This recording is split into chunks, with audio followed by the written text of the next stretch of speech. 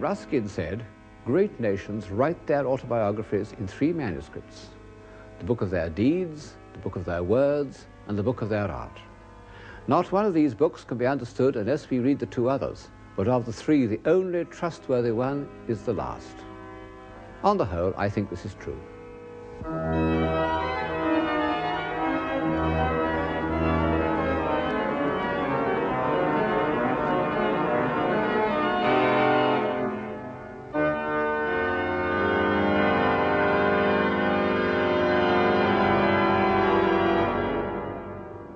Looking at those great works of Western man, and remembering all that he's achieved in philosophy, poetry, science, lawmaking, it does seem hard to believe that European civilization can ever vanish. And yet, you know, it has happened once. All the life-giving human activities that we lump together under the word civilization have been obliterated once in Western Europe, when the barbarians ran over the Roman Empire. For 2 centuries, the heart of European civilization almost stopped beating. We got through by the skin of our teeth. In the last few years, we developed an uneasy feeling that this could happen again. And advanced thinkers, who even in Roman times thought it fine to gang up with the barbarians, have begun to question if civilization is worth preserving. Well, this is why it seems to me a good moment to look at some of the ways in which man has shown himself to be an intelligent, creative, orderly, and compassionate animal. And the time to begin looking is the time when the old world of Greece and Rome had collapsed and the new world of Western Europe had not produced anything that one could call civilization. What is civilization? I don't know. I can't define it in abstract terms yet, but I think I can recognize it when I see it, and I'm looking at it now. If I had to say which was telling the truth about society, a speech by a minister of housing or the actual buildings put up in his time, I should believe the buildings. But this doesn't mean that the history of civilization is the history of art. Far from it. Great works of art can be produced in barbarous societies. In fact, the very narrowness of primitive society gives their ornamental art a peculiar concentration and vitality. At some time in the 9th century, one could have looked down into the river Seine and seen the prow of a Viking ship coming up the river. Looked at today, it's a powerful work of art. But to the mother of a family trying to settle down in her little hut, it would have seemed less agreeable, as menacing to her civilization as the periscope of a nuclear submarine.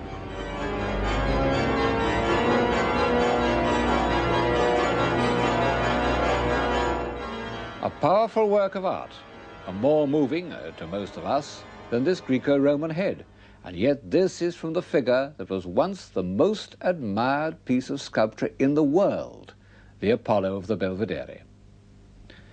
Well, whatever its merits as a work of art, the Apollo surely embodies a higher state of civilization than the Viking prow. The northern imagination takes shape in an image of fear and darkness, the Hellenistic imagination in an image of harmonized proportion and human reason. At certain moments, man has felt the need to develop these qualities of thought and feeling so that they might approach, as nearly as possible, to an ideal of perfection. He's managed to satisfy this need in various ways, through myths, through dance and song, through systems of philosophy, and through the order that he has imposed on the visible world. The children of his imagination are also the expressions of an ideal. Western Europe inherited such an ideal. It had been invented in Greece in the 5th century before Christ and was, without doubt, the most extraordinary creation in the whole of history. So complete, so convincing, so satisfying to the mind and the eye that it lasted practically unchanged for over 600 years. Of course, its art became very stereotyped and conventional, but there it was. The same architectural language, the same imagery, the same theatres, the same temples. At any time for 500 years, you could have found them all round the Mediterranean, in Greece, Italy, Asia Minor, North Africa, or in the south of France, where I am now. This building, the so-called Maison Carrée at Nîmes, is a little Greek temple that might have been anywhere in the Greco-Roman world. That world must have seemed absolutely indestructible. And of course some of it was never destroyed. This aqueduct, not far from Nîmes, was materially beyond the destructive powers of the barbarians.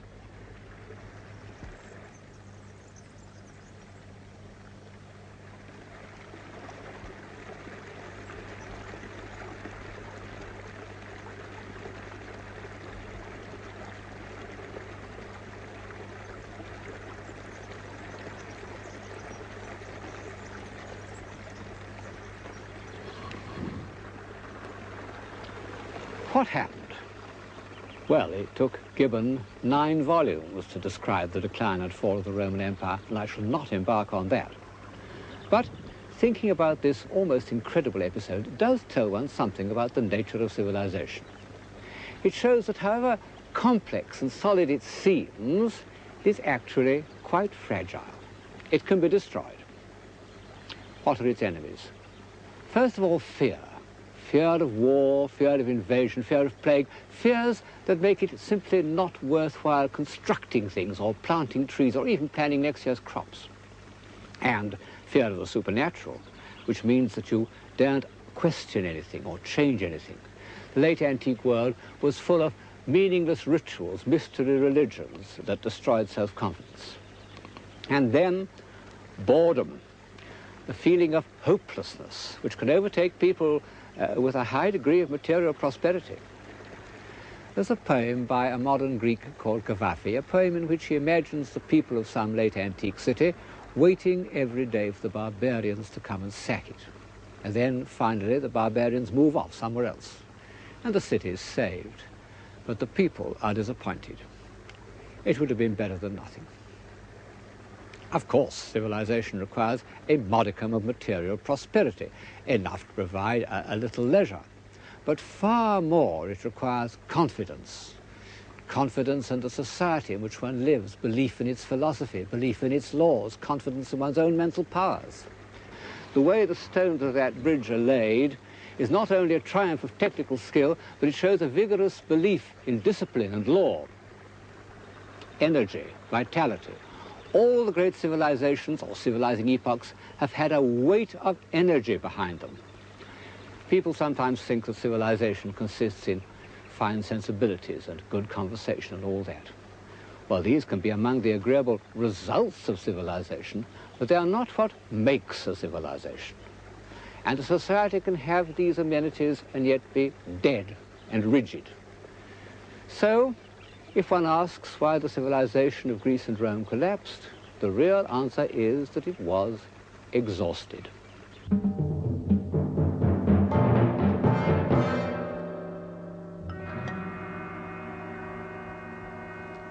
The barbarians, who'd been hammering at the borders of the Roman Empire throughout its whole history, finally crossed the Danube and the Rhine. At first, they were half Romanized and helped to carry on the administration of the empire. But gradually, the great system broke down. And into Italy there poured successive waves of invaders who were destructively hostile to what they couldn't understand. I don't suppose they bothered to destroy the great buildings that were scattered all over the Roman world, but the idea of keeping them up never entered their heads. They preferred to live in prefabs and to let the old places fall down. Of course, here and there, life must have gone on in an apparently normal way for very much longer than one would expect. It always does. Civilization might have drifted downstream for a long time. But in the middle of the 7th century, there appeared from the south a new agent of destruction, Islam. There is one God, and Muhammad is his prophet, the simplest doctrine that has ever gained acceptance. And he gave to the prophet's followers the invincible solidarity that had once directed the legions of Rome.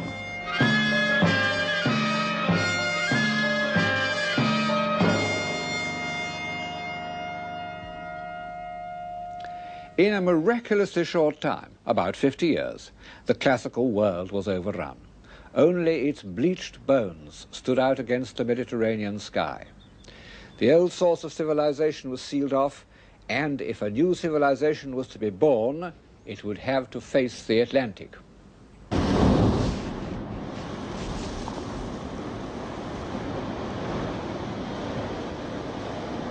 What a hope.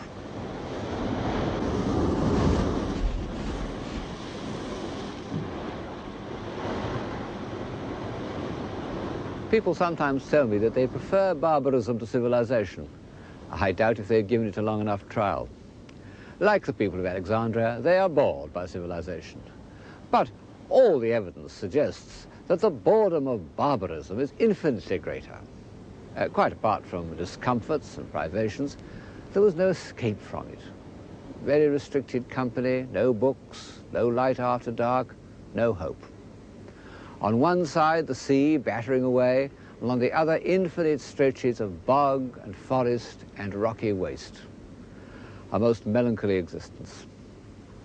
And the Anglo-Saxon poets had no illusions about it. A wise man may grasp how ghastly it shall be when all this world's wealth standeth waste, even as now in many places over the earth. Walls stand wind-beaten, heavy with hoarfrost, ruined habitations. The Maker of men hath so marred this dwelling that human laughter is not heard about it, and idle stand those old giant works. Well, it was probably better to live on the very edge of the world than in the shadow of one of those old giant works, where at any moment you might be attacked by a new wave of marauders. Such at least was the view of the first Christians. They struggled on in search of the most inaccessible fringes of Cornwall, Ireland, or the Hebrides, and what places they found.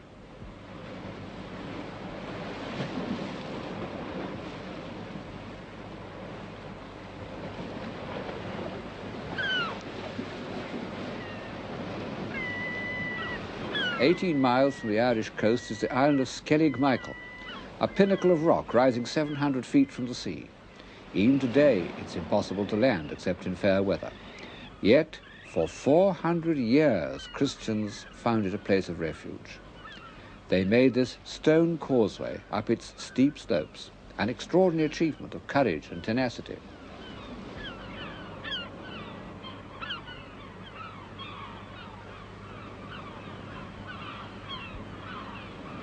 Looking back from the great civilizations of 12th century France or 17th century Rome, it is hard to believe that for quite a long time, over 100 years, Western Christianity survived by clinging to places like this.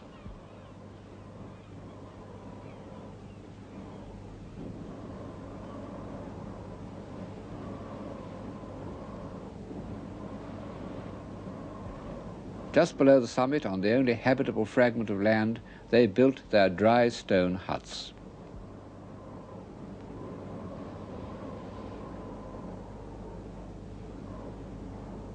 There are stones of white crystal on the island, and they've been used to make this rough cross above the doorway.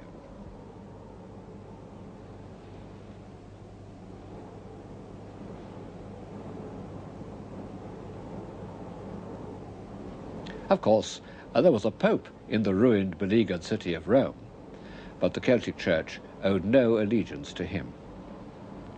Here these devoted transmitters of Christianity lived their uncomfortable, inward-turning lives, while the tides of barbarians ebbed and flowed across Europe.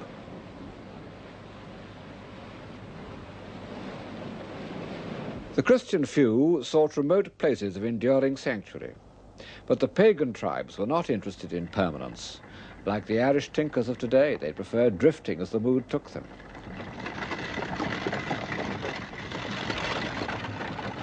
All through the early Dark Ages, great masses of people were on the move, taking their animals and their possessions with them.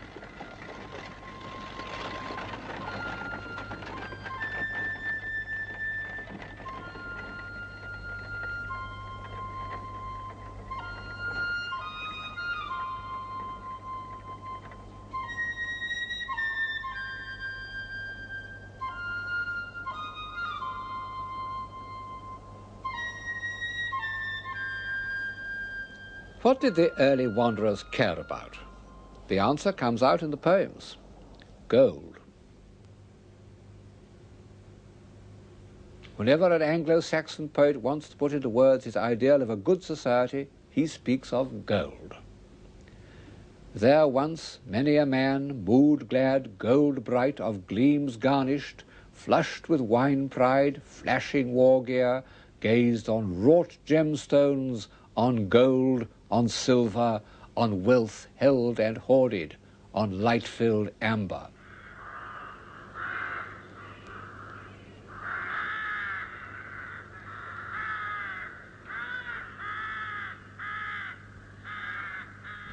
Struggling through the forest, battling with the waves, conscious chiefly of the animals and the birds that hung in the tangled branches, the barbarians were not interested in human beings.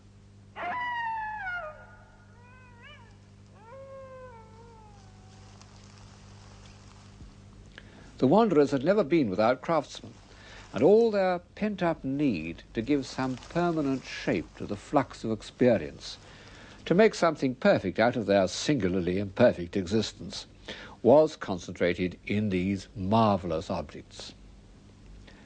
This love of gold and wrought gemstones, this feeling that they reflected an ideal world and had some kind of enduring magic, went on right up to the time when the dark struggles for survival were over. It's arguable that Western civilization was saved by its craftsmen. The wanderers could take their craftsmen with them. Since the smiths made princely weapons as well as ornaments, they were as necessary to a chieftain's status as were the bards whose calypsos celebrated his courage. But even while these splendid objects were being made, Christianity was gaining ground in the West, and 2 or 3 parts of the British Isles offered for a short time relative security. One of them was Iona.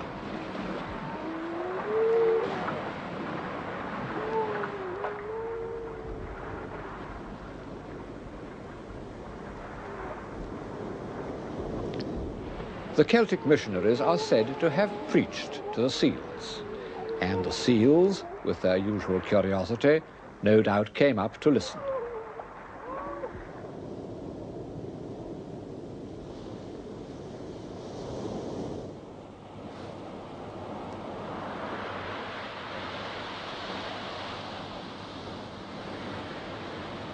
Secure and sacred. I never come to Iona, and I used to come here almost every year because when I was young my home was nearby, without the feeling some God is in this place. It's not as awe-inspiring as some other holy places in Delphi or Assisi, but Iona gives one, more than anywhere else I know, a sense of peace and inner freedom. What does it? The light, or the lie of the land, which, coming after the solemn hills of Mull, seems strangely like Greece, like Delos even? Or is it the memory of those holy men who kept Western civilization alive? Iona was founded by St. Columba, who came here from Ireland in the middle of the 6th century. It seems to have been a sacred spot before he came, and for 4 centuries it was the centre of Celtic Christianity. There are said to have been 360 crosses like the one behind me, nearly all of them thrown into the sea during the Reformation. No one knows which of the surviving Celtic manuscripts were produced here and which in the Northumbrian island of Lindisfarne, and it doesn't really matter, because they're all in what we rightly consider an Irish style. The strange thing about these books is that the monks who decorated them seem to have had so little consciousness of any form of classical or Christian culture.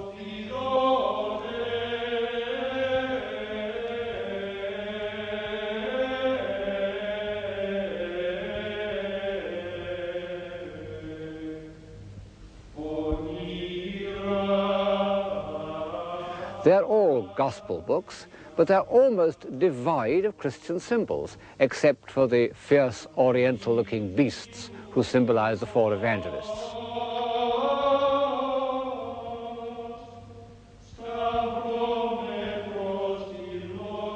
When a man appears, he cuts a very poor figure. In this case, the scribe has thought it best to write in imago hominis, the image of a man. But the pages of pure ornament are almost the richest pieces of abstract decoration ever produced, more refined and elaborate than anything in Islamic art. We look at them for 10 seconds, then we pass on to something that we can interpret or read. But imagine if one couldn't read and had nothing else to look at for weeks at a time. Then these pages would have an almost hypnotic effect.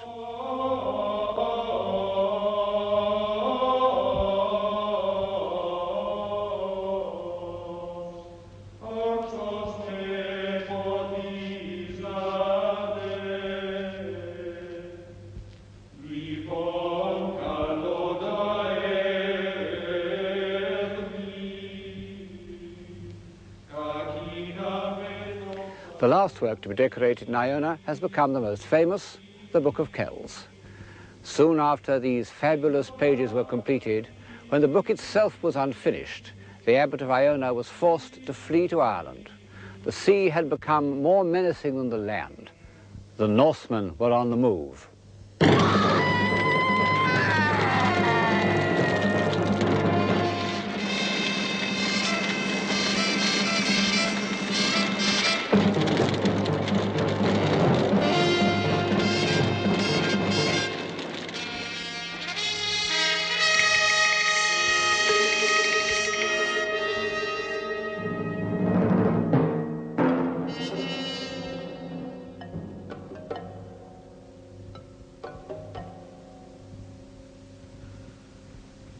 If there were 100 tongues in each head, said a contemporary Irish writer, they could not recount or narrate or enumerate or tell what all the Irish suffered of hardships and of injuring and of oppression in every house from those valiant, wrathful, purely pagan people. The Celts haven't changed much. Purely pagan. Unlike the earlier wanderers, the Vikings had a rather splendid mythology, romanticized for us by Wagner. Their runic stones have an almost magical power. They were the last people of Europe to resist Christianity. There are Viking gravestones from quite late in the Middle Ages that have symbols of Wotan on one side and Christian symbols on the other, what's called hedging your bets. This is how they portrayed themselves on an engraved stone, sailing off in their ships, landing, fighting, looting. Of course, they were brutal and rapacious. All the same, they have a place in the story of European civilization because these pirates were not merely destructive. If one wants a symbol of Atlantic man, as opposed to Mediterranean man, a symbol to set against the Greek temple, then it must be the Viking ship. The Greek temple is solid, static, crystalline. The Viking ship is light, mobile, buoyant, floating like a water lily. The one beside me is 72 feet long, has a very shallow draft, only 3 foot. It belongs to the early period of Viking navigation when they still hugged the shore, hence the shallow draft. This is the ocean-going type. By the time it was built, and it's about 50 years later, the first one we saw, the Vikings were quartering the world. They set out from a base, and with unbelievable courage and ingenuity, they got as far as Persia via the Volga and the Caspian Sea. And then they returned home with all their loot in these open ships, including coins from Samarkand and even a Chinese Buddha. The sheer technical skill of their journeys was a new achievement. And their spirit did contribute something very important to the Western world because, in the end, it was the spirit of Columbus. They were also considerable artists. The ornament of the prow, which as you see is highly sophisticated, is a pattern of movement, of endless flux, with a rhythm that was still to underlie the great ornamental art we call Romanesque.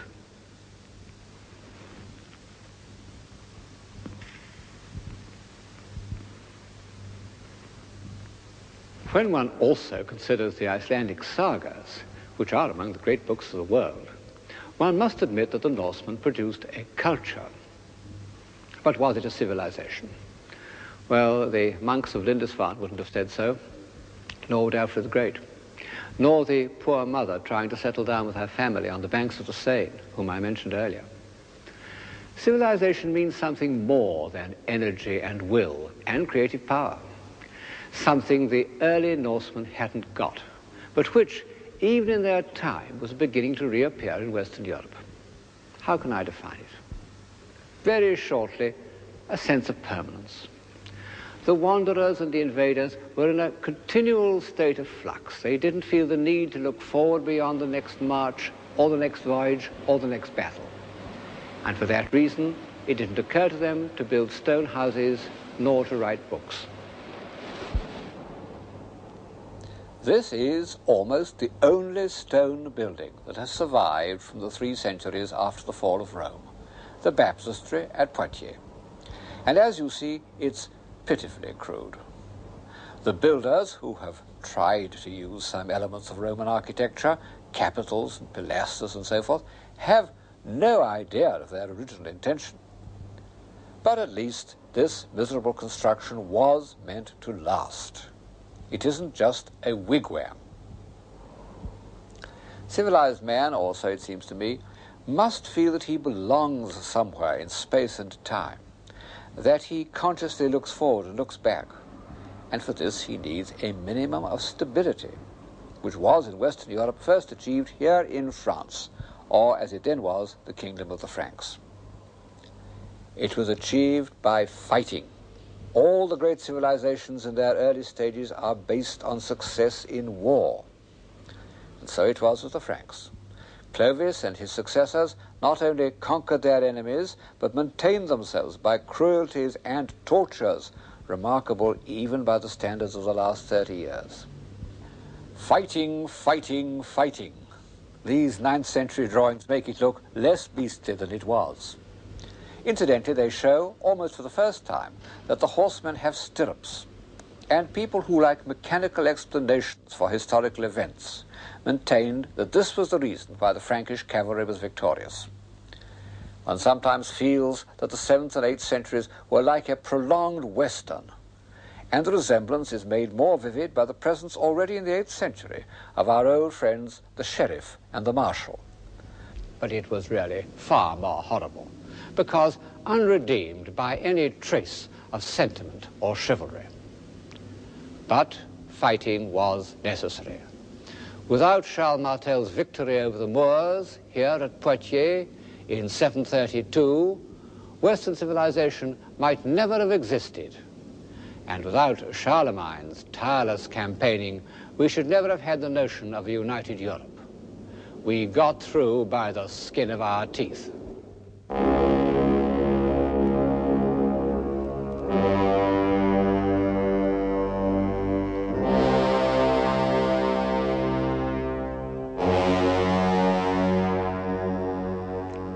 Charlemagne is the first great man of action to emerge from the darkness since the collapse of the Roman world. He became a subject of myth and legend. This magnificent reliquary, made about 500 years after his death to hold a piece of his skull, expresses what the Gothic Middle Ages felt about him in terms that he himself would have appreciated: gold and jewels and antique cameos. But the real man wasn't so far from that myth. He was a commanding figure, over 6 feet tall with piercing blue eyes, only he had a small, squeaky voice and a walrus moustache instead of the beard. He was a tireless administrator. The lands he conquered, Bavaria, Saxony, Lombardy, were organized beyond the capacities of a barbarous people. His empire was an artificial creation. Yet, the old idea that he saved civilization isn't so far wrong, because it was through him that the Atlantic world re-established contact with the ancient culture of the Mediterranean world. There were great disorders after his death, but no more skin of our teeth. Civilization had come through. How did he do it? Well, first of all, with the help of an outstanding teacher and librarian named Alcuin of York, he collected books and had them copied. People don't always realize that only 3 or 4 antique manuscripts of the Latin authors are still in existence. Our whole knowledge of ancient literature is due to the collecting and copying that began under Charlemagne. This is the more extraordinary when one remembers that for over 500 years, practically no lay person, from kings and emperors downwards, could read or write. Charlemagne learned to read, but he never could write. He said he couldn't get the hang of it. Alfred the Great, who was an exceptionally clever man, seems to have taught himself to read at the age of 40, and was the author of several books, although they were probably dictated in a kind of seminar. Great men, even ecclesiastics, normally dictated to their secretaries as they do today, and as you may see one of them doing in this 10th century illustration. Of course, most of the higher clergy could read, and the pictures of the evangelists, which are the favorite, often the only illustrations in early manuscripts, become in the 10th century a kind of assertion of this almost divine accomplishment. This ivory is a glorification of writing, with its inspired concentration of St. Gregory and its 3 smug little scribes below. In copying these manuscripts, Charlemagne's scribes arrived at the most beautiful lettering ever invented. Also the most practical, so that when the Renaissance humanists wanted to find a clearer and more elegant substitute for the crabbed Gothic script, they revived the Carolingian. And so it has survived in more or less the same form until the present day. Charlemagne's adoption of the imperial idea led him to look not only at antique civilization, but at its strange posthumous existence in what we call the Byzantine Empire.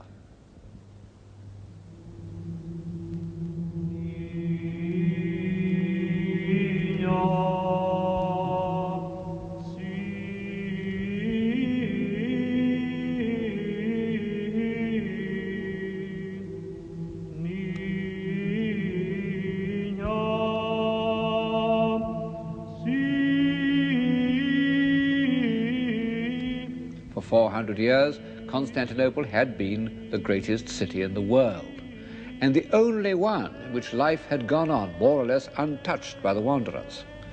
It was a civilization, all right.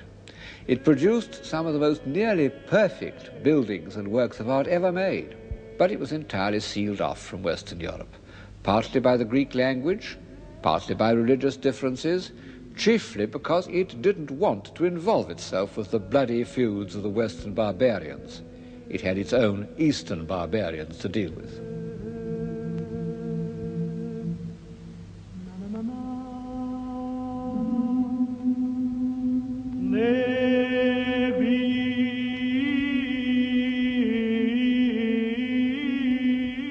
I am in the church of San Vitale at Ravenna, which for a part of the 5th and 6th centuries was the seat of the Byzantine court.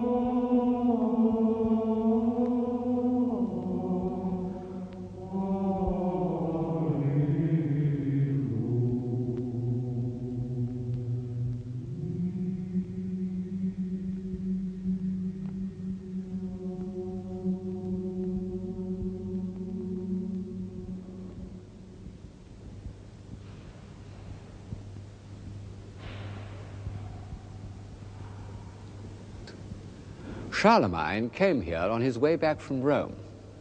No emperor has visited Rome for almost 500 years. And when Charlemagne, the great conqueror, went there in the year 800, the Pope crowned him as the head of a new Holy Roman Empire. brushing aside the fact that there was another emperor in Constantinople. Charlemagne was afterwards heard to say that this famous episode was a mistake. He advised his son to crown himself. Perhaps he was right. By crowning Charlemagne, the Pope could claim a supremacy over the emperor, which was the cause or pretext of war for 3 centuries. But historical judgments are very tricky. Maybe the tension between the spiritual and worldly powers throughout the Middle Ages was precisely what kept European civilization alive. If either had achieved absolute power, society might have grown as static as the civilization of Egypt or of Byzantium itself. Anyway, Charlemagne saw these mosaics of Justinian and Theodora and realized how magnificent an emperor could be. I may add that he himself never wore anything but a plain Frankish cloak. And when Charlemagne returned to his residence at Aix-la-Chapelle, he settled there because he liked swimming in the hot springs, he determined to build a replica of San Vitale as his Paris chapel. Et somnolentos increpat, calus negantes aluit, callo cadentes viselit, eglis salus refunditur, mucrona tronis fonditur, lapsis fides revertitur. Iesum labantes respice, et nos vivendo corrige, si respicis lapsis. Those mosaics are a reconstruction done in the 19th century, and we can see that by comparison with Ravenna, the octagon at Aix is rather stiff and monotonous. But those magnificent iron grills, which were made locally, are an impressive technical achievement.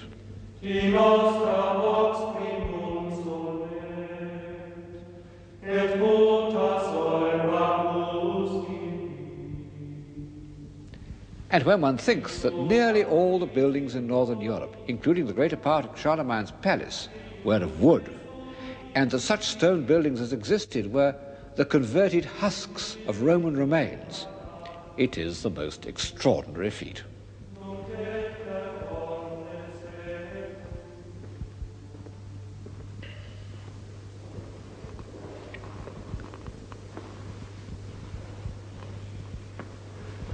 Charlemagne's throne. Of course, the craftsmen who made those grills may have come from the East, because under Charlemagne, Europe was once more in touch with the outside world. He even received a present from Harun al-Rashid, Caliph of the 1001 Nights, an elephant called Abu Labuz. He died on campaign in Saxony. Its tusks were made into chessmen, which still exist. As ruler of an empire stretching from Denmark to the Adriatic, he amassed treasures from all over the known world. But in the end, it was the books that mattered. There have never been more splendid books than those illuminated for the court library and sent as presents all over Western Europe. In their own day, these books were so precious that the practice arose of giving them the richest, most elaborate bindings conceivable. Usually they took the form of an ivory plaque surrounded by beaten gold and gems. And these small pieces of sculpture are in some ways our best indication of the intellectual life of Europe for almost 200 years. Only Charlemagne could hold the empire together. After his death it broke up and Europe entered a phase which historians usually consider almost as dark and barbarous as the century before him. Well, that's because they look at it from the point of view of political history and the written word. If we read what Ruskin called the book of its art, we get a very different impression. Because, contrary to all expectation, the 10th century produced work as splendid and as technically skillful and even as delicate as any other age. To me, this cross of Lothar is one of the most moving objects that has come down to us from the distant past.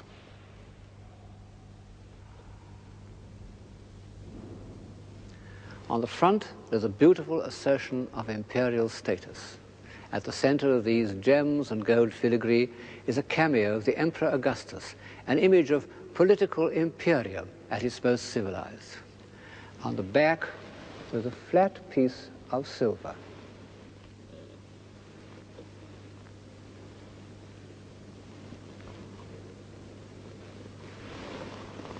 But on it is engraved an outline drawing of the crucifixion, a drawing of such poignant beauty as to make the front of the cross look worldly.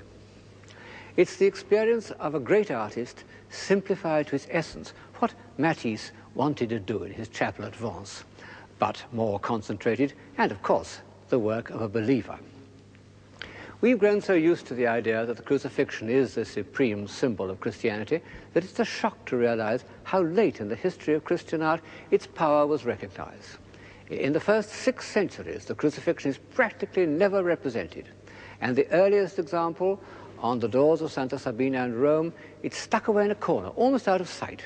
It's not only obscure, but unmoving. The simple fact is that the early church needed converts. And from this point of view, the crucifixion was not an encouraging subject. So early Christian art is concerned with miracles, healings, water into wine, and with hopeful aspects of the faith, such as the Ascension and the Resurrection. The few surviving crucifixions of the early church make no attempt to touch our emotions. It was the 10th century, that despised and rejected epoch of European history, which made the crucifixion into a moving symbol of the Christian faith.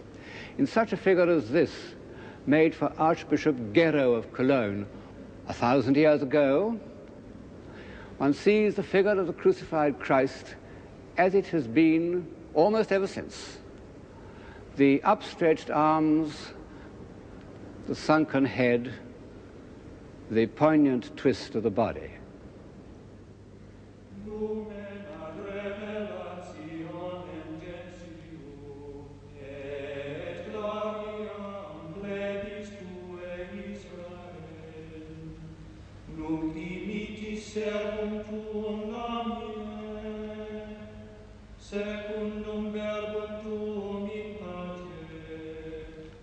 The men of the 10th century not only recognized the meaning of Christ's sacrifice in physical terms, they were able to sublimate it into ritual. The evidence of book illustrations and ivories shows for the first time a consciousness of the symbolic power of the Mass.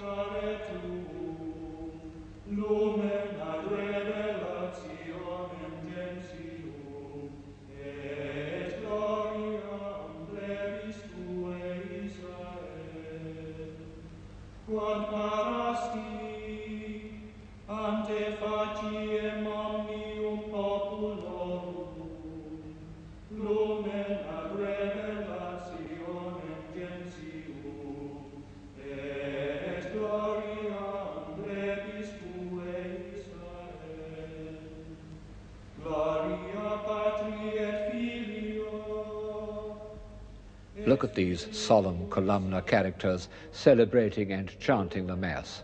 Are they not, almost literally, pillars of a great new establishment?